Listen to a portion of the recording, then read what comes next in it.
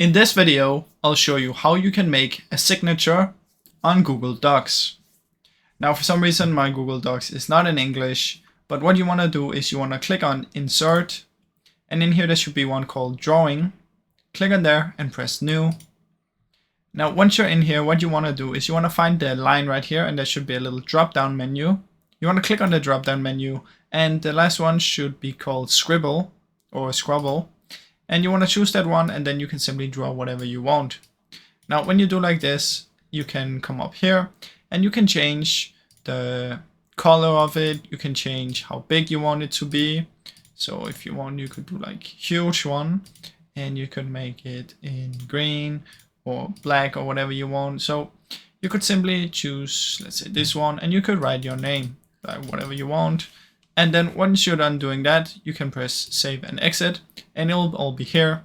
Then you can resize it to how you want it to be. And then you can simply put it to the name. So that's basically how it works. Obviously, you'd want to have this much bigger and not just random text right here. And you can make this bigger as well, maybe like this, and it would fit here.